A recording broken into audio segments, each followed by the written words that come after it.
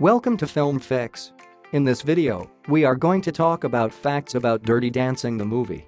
So before starting this video, please like this video and subscribe to our channel for the future updates.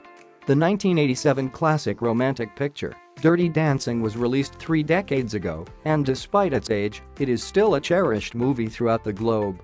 It's quite hard not to think of all those memorable moments when Time of Your Life sounds on the radio and we are continually yearning our summers might be spent dancing at the Kellerman's Resort. You may have seen this movie 1,000 times, but I can promise there are a lot of facts you didn't know about your favorite movie. 1. Jennifer Grey and Patrick Swayze had their share of awkward times. We may grow so close to the characters in a film that we forget that the affection they have for one another ends when the camera stops rolling. Most of the time, to be precise. Patrick Swayze and Jennifer Grey fought before every scene, according to rumors. There were a few instances of irritation between the two of us when we were exhausted or after a long day of filming. Every time someone made a negative comment about her, she would break down in tears. At other times, she'd get into goofy moods and have us do scenarios again because she'd giggle. Swayze must have been irate, to say the least. 2. They've had a rocky relationship in the past. In fact, Dirty Dancing wasn't even their first collaboration. In the 1984 film Red Dawn, Grey and Swayze had a tense relationship. The film's producers were aware of their connection and were reluctant to cast Swayze as Grey's love interest because of it. At least they were able to fake it well enough that it seemed like they had great chemistry. That's some very amazing acting there. The characters' ages were inconsistent with their appearances. The fact that the actors/actresses are so much older than the characters they portray always makes me uncomfortable. Despite the fact that Johnny is supposed to be 24 and Baby is 18, in real life, none of them was that young. Grey was 2 years older than Johnny when she was cast as the role, who had just graduated from high school. In contrast, Swayze was 34 years old when the picture was shot. The makers must have assumed that no one would notice or care. As far as we know, Johnny's roots are from Italy. Dirty Dancing is a great example of a screenplay that has to be tailored to the performer rather than the other way around. Billy Zane, a 20-year-old Italian dancer with a dark exotic appearance, was a natural fit for the role of Johnny Castle in the original screenplay. As it turned out, Zane's dancing skills were lacking, so they looked elsewhere for a replacement and settled on Swayze, who had experience under his belt. However, he did not resemble an Italian man, so they renamed him an Irishman. For this part, Dr. Ruth was offered, but turned it down. Ruth Westheimer, a close friend of Eleanor Bergstein's, was chosen to portray Mrs. Schumacher, an older visitor at the resort, in Dirty Dancing. He was a well-known sex therapist and novelist in addition to being close friends with Bergstein. It wasn't her cup of tea to portray a thief, so she turned down the part. Mrs. Schumacher, the woman who robs Moe Pressman of his wallet, was played by Paula Truman. 6. The film was not filmed in New York City as the title suggests. Most movies are not shot at the real site of the film's setting, but rather in a studio somewhere else. Despite the fact that Dirty Dancing is set in the Catskill Mountains in upstate New York, the characters never set foot in the area. All of the outside sequences were filmed in a camp near Lake Lure, North Carolina, while the interior scenes were filmed at a resort in Mountain Lake, VI. If you'd want to visit the resort where the movie was shot, you may do so at the Mountain Lake Resort. They predicted that the film would be a failure.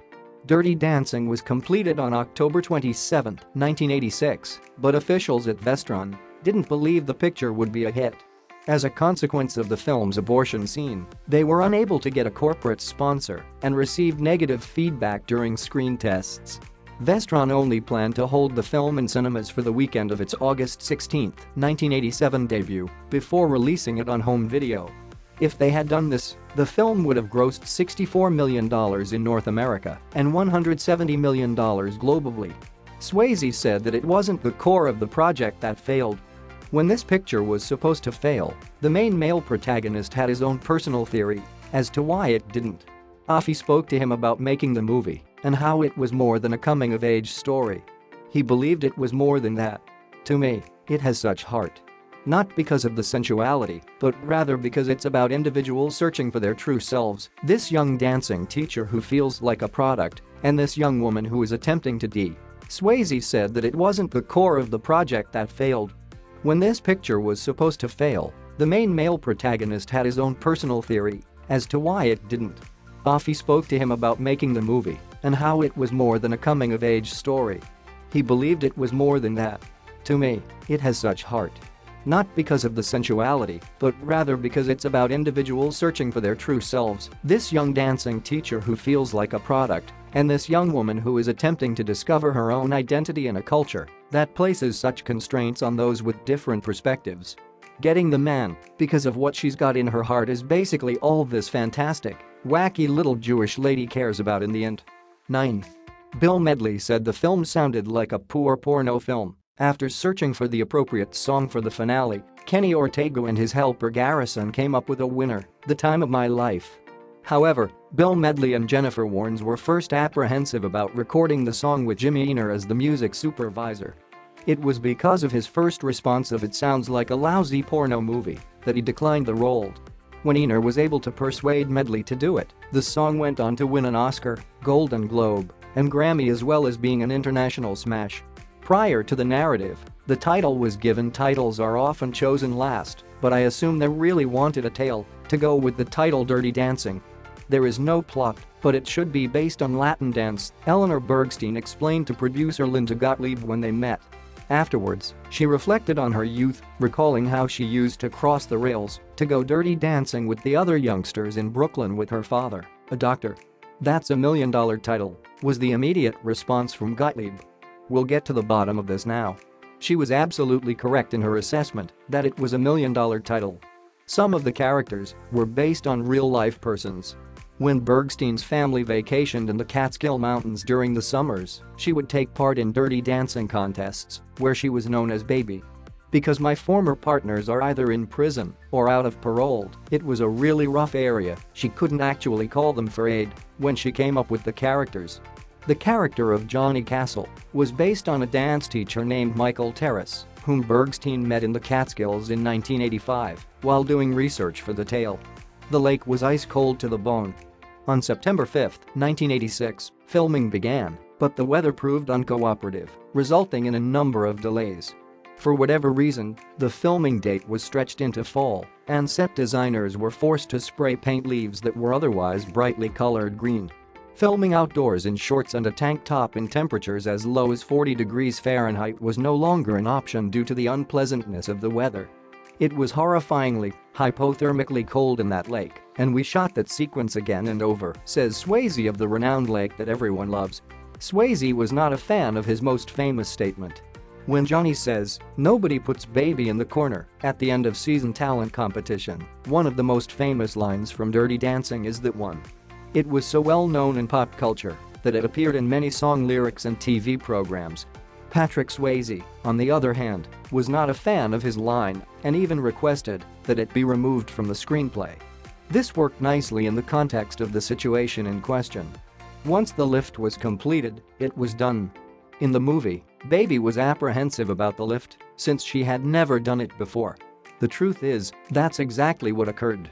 Immediately after Gray and Swayze's audition, Gray refused to practice the lift because it was so terrifying. Consequently, when it came time to record Baby's dash toward Johnny and his graceful lift-up, they only shot it once for Gray's sake. For the director, everything worked out perfectly the first time around. There were a few occasions that were completely out of character. As a result, Emil Ardolino instructed his actors to not be frightened of improvising, and the cameras were rolling at all times to capture any unexpected performances. As a result, some of our best moments in Dirty Dancing came up spontaneously. When Gray couldn't stop giggling, Swayze was usually upset, thus the moment in which Baby wrapped her arm over Johnny's head as he brushed his fingertips down her arm was very true. What do you think of our video? Let me know in the comments section below. If you enjoy this video and want to hear from me again, be sure to hit that subscribe button before you go. Thanks for watching.